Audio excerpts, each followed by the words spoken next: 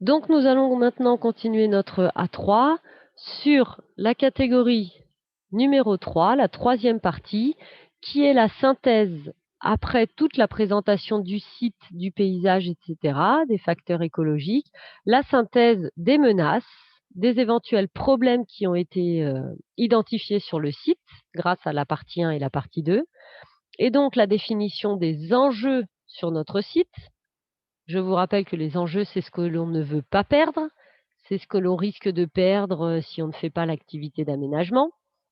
Et donc, la définition des objectifs, c'est-à-dire le but que l'on cherche à atteindre par notre activité d'aménagement. Alors, sur ce site, on l'a dit un petit peu dans la conclusion que vous avez recopiée dans la vidéo précédente. On a vu que le sol était favorable à l'agriculture, mais que finalement, on avait une biodiversité qui s'était appauvrie, qu'on a perdu beaucoup d'espèces, qu'on a des problèmes liés à l'eau, qu'on a des problèmes de vent, d'appauvrissement du sol, d'érosion, et un paysage qui n'est pas très agréable. Donc finalement, la menace, c'est tout simplement un petit peu tout ça qu'on a dit dans la conclusion, c'est que sans haies, on a, s'il continue de ne pas avoir de haies finalement dans ce paysage, on va continuer de perdre de la biodiversité, donc une poursuite de la perte de la biodiversité. On l'a vu comme pour nos petits poussins de perdrix, par exemple. Si tous les ans, les poussins de perdrix ne survivent pas, ça veut dire qu'il n'y a pas de renouvellement des populations de perdrix. Les adultes qui sont présents, un jour ou l'autre, finissent par mourir eux aussi de vieillesse, de faim, de froid ou de prédation ou de chasse. Et donc, quand les adultes meurent aussi, s'il n'y a pas eu de nouveaux jeunes qui ont été produits ou qui sont morts, eh ben, tout simplement, il n'y a plus de perdrix. Et on va être obligé de faire des lâchers de perdrix pour la chasse, puisque naturellement, les perdrix toutes seules n'arrivent plus à survivre sur le territoire. Donc la menace, ça va être que sans les haies, la biodiversité continue d'être perdue et qu'en plus, on a tous les autres problèmes qu'on a déjà cités qui vont continuer. Donc la qualité de l'eau qui est polluée, l'eau qui ne s'infiltre pas par les nappes phréatiques, l'érosion, le vent, etc. Donc ça va être quoi nos enjeux finalement? Qu'est-ce qu'on ne veut pas perdre? Voir qu'est-ce qu'on veut essayer d'améliorer, qu'est-ce qu'on veut essayer de garder? Tout simplement déjà, avant de chercher des choses extraordinaires, qu'est-ce qu'on ne veut pas perdre? C'est la biodiversité ordinaire. C'est-à-dire, c'est toutes ces espèces finalement qui sont assez classiques, assez banales, assez ordinaires, des milieux de plaine agricole. Mais on voit que si on ne fait rien, même ces espèces qui peuvent paraître banales, des perdrix, des chevreuils, des lièvres, des pies, etc., tout ça, on va peut-être le perdre aussi. Donc, un des enjeux de cette activité, c'est déjà la biodiversité ordinaire des milieux de plaine agricole. Mais qu'est-ce que c'est qu'on ne veut pas perdre aussi? En lien avec l'eau, par exemple, on l'a dit, c'est la qualité, pardon, c'est pas encore la qualité de l'eau, c'est d'abord la qualité du cadre de vie, je vous ai mis. C'est-à-dire, on a dit que le paysage était dégradé, que le cadre de vie n'était pas très agréable à vivre. Le fait de replanter des haies, ça va rendre un cadre de vie plus agréable pour tous les habitants. Donc ça peut être un deuxième enjeu qu'on veut améliorer. Ensuite, autre enjeu, ça va être la protection des cultures par la haie.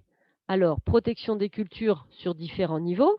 La haie va permettre de protéger les cultures, on l'a vu dans le devoir sur les rôles des haies, du vent. Donc, grâce aux haies, un des enjeux, ça va être la protection des cultures contre le vent, mais aussi la protection des cultures grâce aux auxiliaires. Vous vous rappelez que dans les auxiliaires, il y a les pollinisateurs, mais il y a aussi tous les insectes qui vont vous aider parce qu'ils mangent d'autres insectes qui, eux, viennent faire des dégâts sur vos cultures. Donc, par exemple, les coccinelles qui vont manger les pucerons qui vont faire des dégâts sur vos végétaux. Donc, un des enjeux, ça va être la protection des cultures contre tous les prédateurs qui vont faire des dégâts dans vos cultures grâce aux insectes qui vont être vos auxiliaires. Les insectes ou les autres animaux, par exemple, un couple de mésanges va manger une quantité de chenilles phénoménale qui, ces chenilles, auraient fait des dégâts sur vos cultures. Autre exemple, les renards. Un renard va manger une quantité de micro-mammifères, rongeurs, mulots, campagnols, etc., énormes. Et tous ces rongeurs, si le renard ne les mange pas, eh ben, ils vont être présents dans les parcelles et ils vont consommer les jeunes pousses de blé, les grains, etc., et faire des gros dégâts. Donc, dans les auxiliaires des cultures qui vont protéger vos cultures, il y a tous ces auxiliaires, que ça soit le renard, des oiseaux, des insectes, qui vont protéger vos cultures des autres êtres vivants qui feraient des dégâts. Et enfin, la haie protège aussi les cultures ou améliore les cultures par la production de matière organique, d'humus. Les feuilles des arbres vont tomber au sol et vont apporter de la matière organique au sol, ce qui va favoriser la qualité du sol et la pousse de votre culture. Donc j'ai pris un peu d'avance tout à l'heure dans les enjeux, celui que je vous ai dit tout à l'heure. Un autre des enjeux, qu'est-ce qu'on ne veut pas perdre aussi, puisqu'on est sur une zone de captage d'eau potable pour les habitants, qu'est-ce qu'on ne veut pas perdre?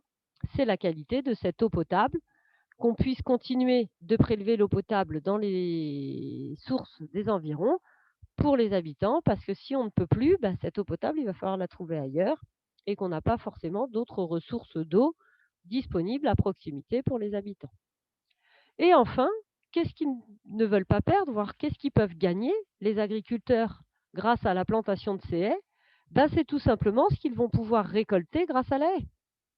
Donc les agriculteurs vont pouvoir tirer un revenu économique d'un certain nombre d'éléments de la haie, du bois de chauffage par exemple, du bois d'œuvre, donc s'ils plantent des arbres de qualité qu'ils taillent bien et qui va leur permettre à la fin de couper des beaux chênes pour faire du bois d'œuvre ou des choses comme ça. Et ça peut leur permettre de gagner de l'argent en plus que les cultures agricoles toutes simples. Donc ça, c'est tous nos enjeux. Vous vous rappelez, les enjeux s'expriment avec juste un nom commun. Donc qu'est-ce qu'on ne veut pas perdre? La biodiversité ordinaire. Qu'est-ce qu'on ne veut pas perdre? Le cadre de vie.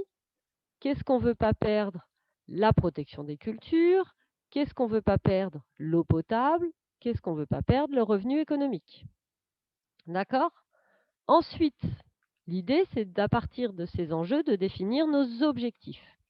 Et cette fois, pour définir l'objectif, on doit mettre un verbe. Un objectif, c'est un but à atteindre. Donc, on va mettre un verbe pour essayer de définir le but qu'on cherche à atteindre par rapport à tous nos enjeux.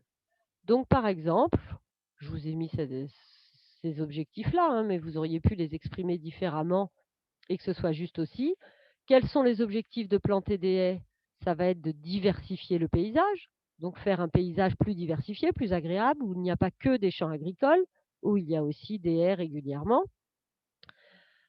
Autre objectif, ça va être d'améliorer le cadre de vie, donc de permettre aux habitants d'avoir un cadre de vie plus agréable, avec moins de vent, avec des paysages plus esthétiques, avec aussi plus de biodiversité, plus d'espèces à observer, donc un milieu plus agréable à vivre.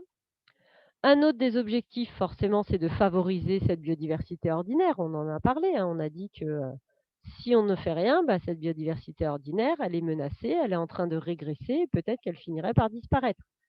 Donc, un autre objectif, c'est de la favoriser.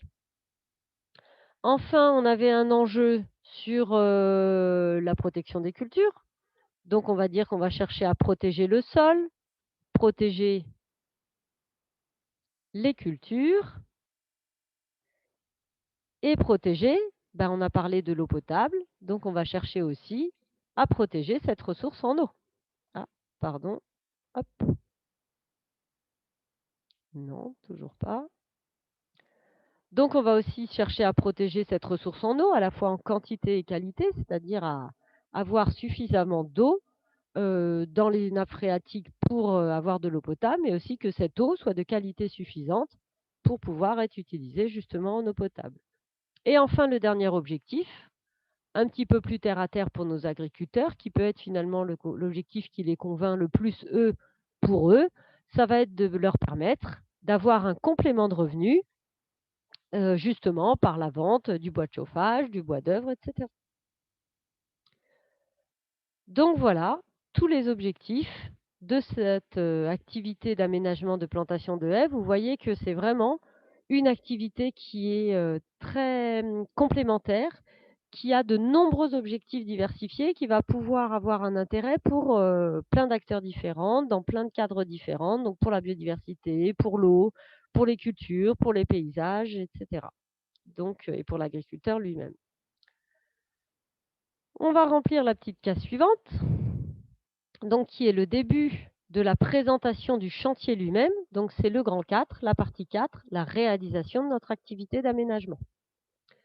Donc la première case de la réalisation de l'activité d'aménagement, c'est l'époque et la durée de l'activité. Donc quand est-ce qu'on a fait notre chantier et combien de temps ça a duré. Alors ce chantier était, je vous rappelle, le 10 décembre et sur une journée entière. Alors à quoi ça peut nous servir d'évaluer la durée d'un chantier? Tout simplement parce que, je vous le rappelle, l'année prochaine, en économie, vous allez voir les coûts d'un chantier. Comment calculer le coût d'un chantier? Et pour savoir combien a coûté un chantier, eh ben, il faut estimer le coût de la main-d'œuvre. Combien a coûté la main-d'œuvre qui a travaillé sur le chantier? Et le coût de cette main-d'œuvre, elle dépend tout simplement du nombre d'heures qu'ont travaillé les personnes. Si les personnes ont travaillé 1 heure, ce n'est pas la même chose que si elles ont travaillé 7 heures. Donc, on a besoin de savoir la durée de notre activité d'aménagement pour ensuite évaluer le coût, pour aussi évaluer le prochain chantier, combien de temps on va mettre à le faire, une fois qu'on connaît à peu près le temps de travail. Donc là, globalement, on a eu 7 heures de travail effectif, on va dire. On est parti de 8 heures à 17h30, mais avec le temps de trajet, le temps du repas, etc. Nous n'avons pas été au travail tout le temps. Donc on va dire qu'on a eu 7 heures de travail réellement effectif. Alors, on a planté le 10 décembre. Est-ce que c'est la bonne période pour faire cette activité d'aménagement? On l'avait vu dans le document de Promet, les chantiers de plantation se font effectivement de novembre à mars à peu près. Pourquoi on fait les chantiers de novembre à mars? Pourquoi c'est la période adaptée? Tout simplement, c'est la période adaptée car, rappelez-vous, on dit que les plantes sont en ce qu'on appelle le repos végétatif. Donc c'est une période où les plantes sont quasi inactives. Et donc, comme elles sont inactives, alors, comment ça se passe dans la plante quand elle est inactive? Globalement, ça veut dire, vous vous rappelez, que la sève est redescendue dans les racines. Il n'y a quasiment plus de sève qui circule dans les parties aériennes, dans les troncs, branches, etc. de la plante. C'est d'ailleurs pour ça qu'elle a perdu ses feuilles. Les feuilles ont besoin d'être alimentées par de la sève qui vient des racines pour survivre. S'il n'y a plus de sève qui circule, si toute la sève est restée dans les racines, les feuilles se dessèchent, meurent et tombent à l'automne. C'est ce qui se passe en automne. Et ensuite, la plante reste dans cet état de repos végétatif pendant tout l'hiver. Et au printemps, quand la sève recommence à circuler dans la plante, vous avez les bourgeons qui apparaissent et qui font des nouvelles feuilles, des nouvelles fleurs, etc. Donc, comme les plantes à cette période sont en repos végétatif, qu'est-ce qui va se passer? Je vous rappelle que pour planter ces végétaux, il faut les avoir pris quelque part avant. Ils étaient dans des pépinières. Donc, vous allez arracher la plante d'un endroit où elle était, d'une pépinière, pour la planter ailleurs. C'est quelque chose qui peut être un peu traumatisant pour une plante. En le faisant à cette période, tout simplement, la plante va mieux le supporter. Puisqu'elle est inactive, c'est quelque chose qui va moins lui poser de soucis que si elle était en pleine croissance, en train de faire ses feuilles, ses fruits, ses fleurs, etc. Donc, les plantes, à cette période, supportent mieux d'être déplantées et replantées ailleurs.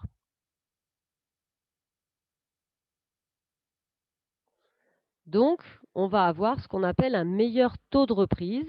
Les plantes vont mieux réussir à repousser au printemps. On va avoir assez peu de plantes qui vont mourir parce qu'on l'a fait à cette période-là. Si vous déplantez en plein mois de juillet un arbuste quelque part et que vous le replantez ailleurs, vous avez de fortes chances qu'il meure et qu'il ne supporte pas ce changement de milieu en pleine activité. Enfin, quel est l'avantage aussi à cette période? Ce qui nous était dit dans le document Promet, c'est que c'est aussi une période où tout simplement il pleut assez régulièrement en automne, hiver, début de printemps. Donc ça va permettre aux végétaux de ne pas souffrir de la sécheresse. Car s'ils souffraient de la sécheresse à cette période-là, tout simplement ils viennent déjà d'être déplantés, replantés. Si en plus ils devaient supporter une sécheresse, ça risquerait de les tuer. Donc, l'avantage, c'est que ces précipitations régulières en automne-hiver vont permettre que les végétaux ne souffrent pas de la sécheresse et puissent bien s'implanter dans le sol. Et enfin, un autre des intérêts de cette période qui fait qu'on peut planter à cette période, c'est qu'on a peu de concurrence des autres plantes. puisque les autres plantes sont elles aussi en repos végétatif. La strate herbacée ne pousse quasiment pas, donc on va avoir moins de concurrence pour nos nouveaux petits plants qu'on a plantés par rapport à d'autres plantes, et ce qui va leur permettre de prendre un petit peu plus leur place avant d'être concurrencés par d'autres végétaux qui vont pousser, autour d'eux. Donc la grande conclusion de tout ça, c'est que grâce au fait qu'on fait nos plantations à cette période, on va avoir ce qu'on appelle une meilleure reprise au printemps de tous nos plants qu'on a plantés et finalement assez peu de mortalité. Donc on a une plantation qui fonctionne bien avec des plants qui, dès le printemps, vont faire leurs bourgeons, leurs feuilles et vont bien démarrer et vont permettre qu'on ait un bon taux de réussite de notre plantation.